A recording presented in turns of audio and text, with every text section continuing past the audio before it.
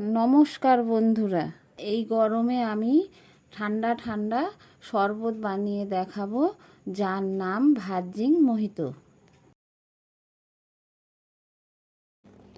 শরবত বানানোর জন্য আমি নিয়ে নিয়েছি পুদিনা পাতা, নিয়ে ভালো করে জলের মধ্যে দিয়ে ধুয়ে নিচ্ছি। আর নিয়ে নিয়েছি পোলো, যেগুলো দোকানে কিনতে পাওয়া যায়, পোলো লজেন্স।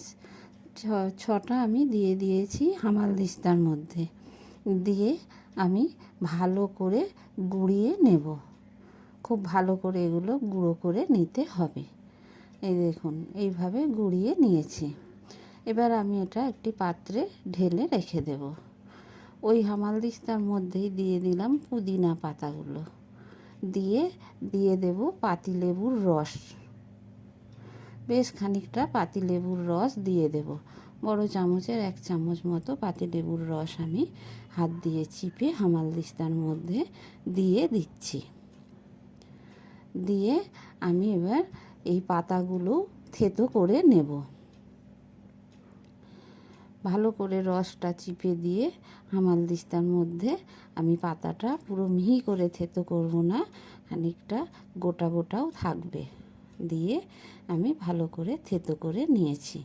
এবার আমি দিয়ে দিচ্ছি শরবত বানানোর জন্য একটু ওই প্লো, আর দিয়ে দিলাম গুঁড়ো চিনি, আর দিয়ে দেব পুদিনা পাতা।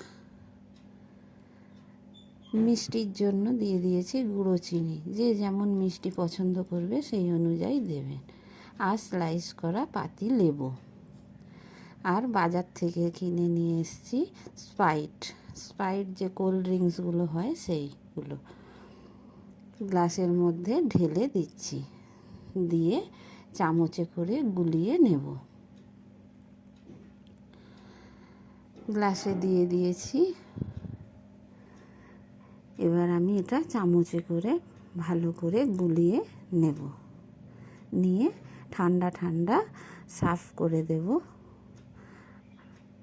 গরমে এই ঠান্ডা শরবত খেতে খুবই ভালো লাগবে। শরবত বানানো রেডি হয়ে গেছে, এবার আমি পরিবেশন করে দেব।